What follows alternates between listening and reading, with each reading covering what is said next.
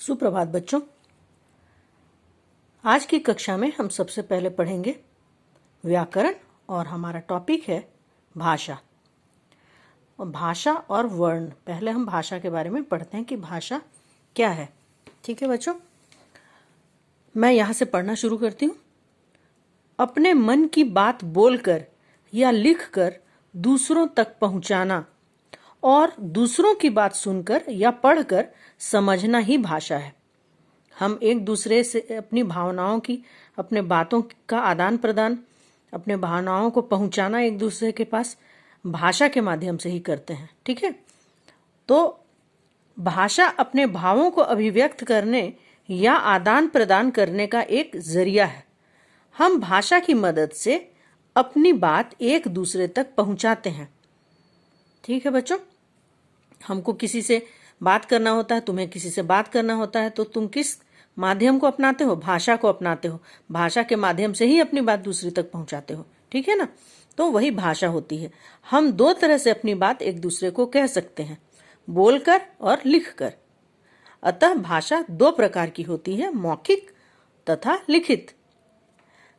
जब हम बोलते हैं और दूसरा उसे सुनता है तो उसे मौखिक भाषा कहते हैं। ठीक है बच्चों, जब हम बोलते हैं और सामने वाला सुनता है तो वो मौखिक भाषा हुई, क्योंकि हम मुंह से बोल रहे हैं। जब हम लिखते हैं और दूसरा उसे पढ़कर समझता है तो उसे लिखित भाषा कहते हैं। लिखित भाषा क्या हुई? जब हम लिख कर किसी को देते हैं और वो पढ़कर समझ जाता है कि हम क्या कहना चाह रहे हैं। ठीक है, पशु पक्षी की आवाज को हम बोली कहते हैं। वे भी एक दूसरे से बात करते हैं, पर हम उसे भाषा नहीं कह सकते, क्योंकि उसमें व्याकरण नहीं होता तथा उसकी कोई लिपि नहीं होती। पशु पक्षी भी एक दूसरे को अपनी बात पहुंचाते हैं, एक दूसरे को आवाज लगाते हैं, एक दूसरे तक अपने मन की बात कह पाते हैं।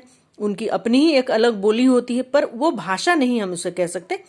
क्योंकि भाषा इसलिए वो नहीं है क्योंकि उसमें ना तो व्याकरण होता है और ना ही उसकी कोई लिपि होती है, लिख करके भी नहीं दे सकते वो एक दूसरे को। इसलिए हम उनकी आवाज को हम लोग बोली कहते हैं। ठीक है, भाषा द्वारा हम एक दूसरे के भाव को समझ पाते हैं, मगर उसे संचय करके रखने के लिए, संचय का अर्थ होता है संभाल के रखना, स्टोर करना, उसे संचय करने के लिए लिपि का प्रयोग करते हैं। लिपि का प्रयोग ध्वनियों को व्यक्त करने के लिए किया जाता है। प्रत्येक भाषा की एक लिपि होती है। जैसे हिंदी की लिपि देवनागरी है, पंजाबी की गुरुमुखी तथा अंग्रेजी की रोमन। हिंदी जो हम लिखते हैं उसको देवनागरी लिपि कहते हैं, पंजाबी जो है गुरुमुखी लिपि में लिखी जाती है, और अंग्रेजी जैसे हम लिखते हैं जिस लिपि में, उसको रोमन लिपि कहते हैं। ठीक है बच्चों, आगे हम पढ़ते हैं। अगला जो चर्चा का हमारा मुख्य विषय है वो है वर्ण। जब हम कुछ बोलते हैं तो हमारे मुख से बहुत सी ध्वनियां निकलती हैं। मतलब हम ध्वनि की सहायता से ही कोई भाषा बोल पाते हैं। ध्वनि नहीं होगी तो हम बोल नहीं पाएंगे। व्याकरण में ध्वनि को वर्ण कहा जाता है। वर्ण को अक्षर भी कहते हैं। हर भाषा के अलग अलग वर्ण होते हैं। जैसे हिंदी में क्या वर्ण है? अ, आ, ई, है ना, या क, ख, ग, घ। अंग्रेजी में वर्ण क्या होता है? ए, बी, सी, डी, ये सब। तो भाषा की छोटी से छोटी ध्वनि जिसके टुकड़े नहीं किए जा सकते वो वर्ण कहलाती है। ठीक है, हिंदी में वर्ण दो प्रकार के होते हैं, स्वर और व्यंजन। तुम लोगों ने पढ़ा भी होगा, अ, आ, ई, इसको हम स्वर कहते हैं, और व्यंजन होता है क, ख, ग, घ।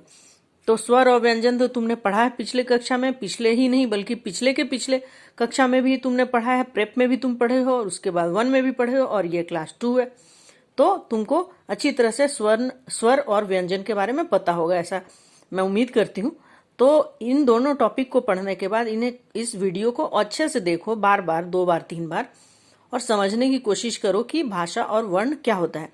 और इससे संबंधित प्रश्न मैं तुम लोगों को दूंगी, जिसका तुम्हें उत्तर देना है। उत्तर मैं लिख कर दूंगी ताकि तुम लोगों को लिखने में परेशानी न हो, और उसे खूब अच्छी तरह पढ़ोगे और अपनी कॉपी में सुंदर अक्षरों में लिख कर, और जो व्हाट्सएप का तुम्हारा ग्रुप है जिसके अंदर तुम अपना उत्तर भेजते हो करेक्शन के लिए, उसको तुम अपने व्हाट्सएप ग्रुप में भेज दोगे। ठीक है बच्चों, तब तक के लिए अपना ध्यान रखो, घर में रहो, सुरक्षित रहो।